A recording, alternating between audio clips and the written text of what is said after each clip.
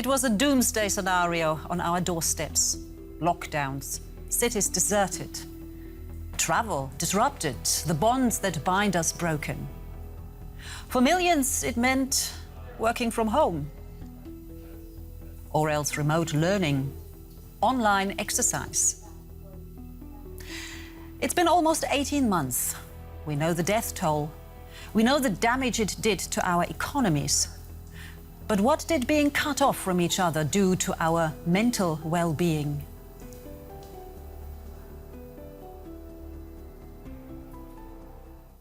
Welcome to our COVID-19 special. I'm Monica Jones. Good to have you with us. So, how are you today? Coping with all the pandemic restrictions?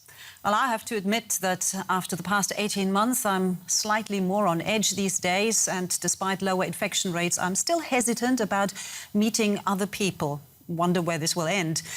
But if the pandemic can affect me, what must it be like for people already struggling with anxieties?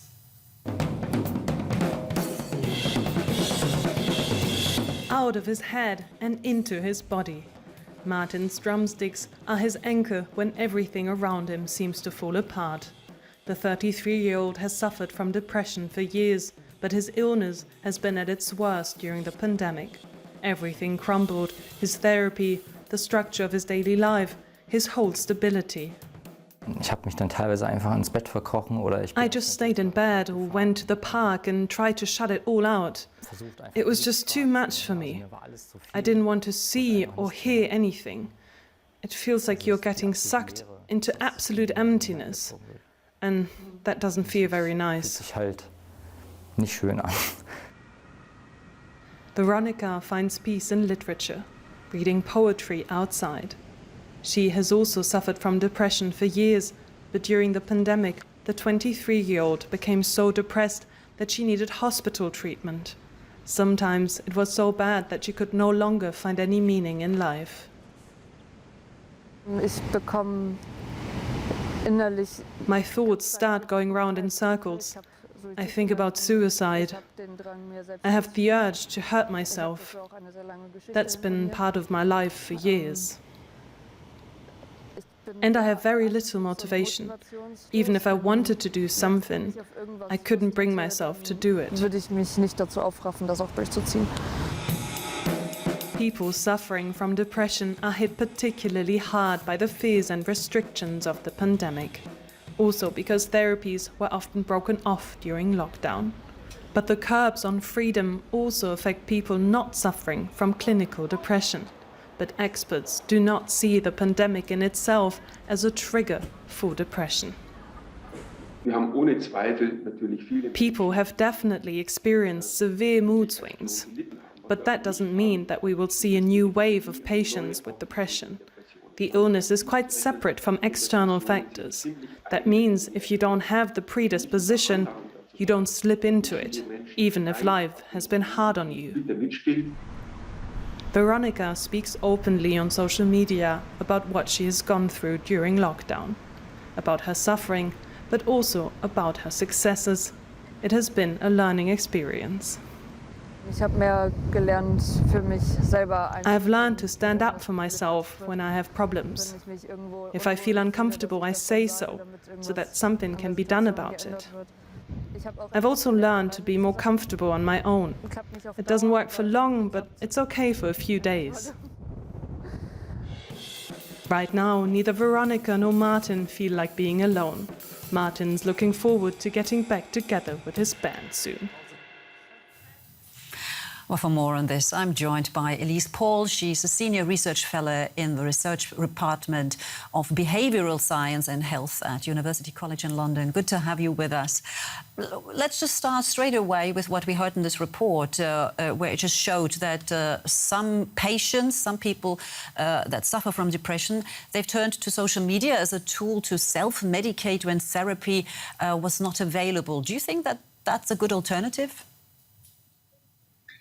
It certainly depends on what people are using social media for. If they are using it to disclose, difficulties and seek support, that could be a positive thing. But if they're using it to sort of avoid, coping with their difficulties then that could be a negative thing. We've also found that excessive looking for news, scrolling for news on COVID was related to declines in mental health. So it really does depend how you're using social media. How well are therapists actually prepared for dealing with the additional problems that their patients are experiencing now because of the pandemic?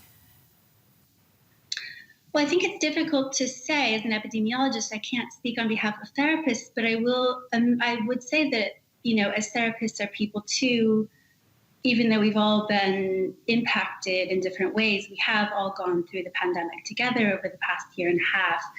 And there will be an increased need for therapy. I hope that this will be an opportunity for governments, policymakers, and even in the general population to pay more attention to mental health and to direct more resources in that direction.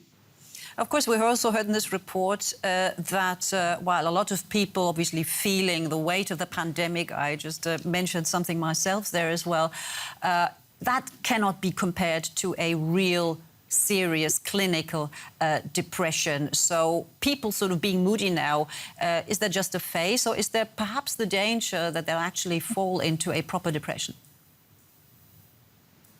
Well, I think that it's important to consider how those mood swings and how the irritability is affecting one's life. If it is making it really difficult to carry out your activities, things that you need to do, if it's impacting your work, your parenting, your relationships, then it is important to seek help. Whether or not you feel you meet some clinical threshold, I think it's important to consider how it is impacting one's life. How do you notice? How can you differentiate, also as an outsider perhaps, to see, okay, this person now is really in danger of not just having a day off, but actually being ill? Well, excessive days off from work are certainly one sign. Another that friends and family could notice is avoidance behaviors. So some people tend to withdraw and have some of the classic symptoms of depression that we typically think of, such as sleeping too much, reduced energy, slow moving. Other people can have things like irritability, lashing out, a lot of anger. So I think it is important to acknowledge that it can look different in different people. You mentioned something also about the sort of awareness of mental illness has risen now because of that.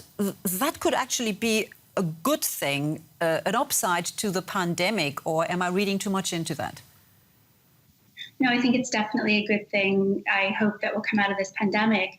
I think that, it's just unprecedented that we've been cut off from things that we enjoy. Art, we've gotten the opportunity to think about what is the difference between attending a concert live versus seeing it online. What's it like to be in a room with 5 of your friends versus on a walk on a rainy day with 1 of your friends? And so we've really had the opportunity to think about, and as researchers too, and to study, what is it about our daily lives that is necessary to maintain mental health, whether or not we've slipped into a depression, but just on a daily basis.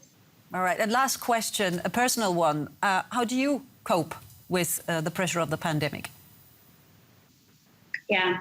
So I try to do things every day that just keep my body and mind able to cope the best I can. I drink lots of water. I try to go to bed every night at the same time, wake up at the same time. I eat healthy. I watch my caffeine and alcohol intake. I exercise every day. And I also meditate every day. I have meditation apps on my phone.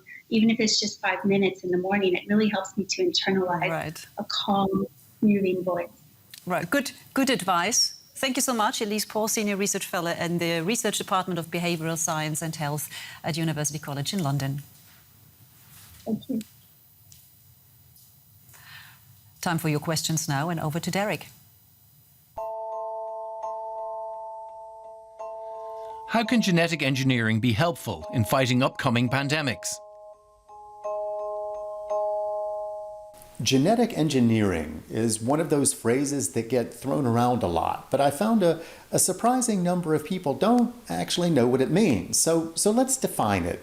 before moving forward. When you genetically engineer something, you use tools from fields that are usually now grouped under the label biotechnology to manipulate and modify an organism's genome. The goal is to make it do things the organism wouldn't do otherwise. For example, produce a highly specific medicinal product, or produce it in faster ways, or produce it in larger amounts. Genetic engineering methods are now common in areas from crop science to waste mitigation to sustainable fuel development. But when it comes to modern medicine, genetically modified microorganisms play a really central role nowadays. For instance, microbes have been engineered to churn out much of the insulin that people with diabetes need to survive. And gene editing methods are also key to designing new medications. They're used not only to manufacture complex biologics like monoclonal antibodies, but also vaccines. Viral vector vaccines, like those made by AstraZeneca, are like poster child examples of products made with genetic engineering. They work because the designers were able to splice genes from SARS-CoV-2 into a harmless adenovirus that when injected can help make you immune to COVID-19. So genetic engineering is much more than helpful in the fight against pandemics. It'll continue to be a crucial facet of reacting to them and containing them in the future. Thanks for watching.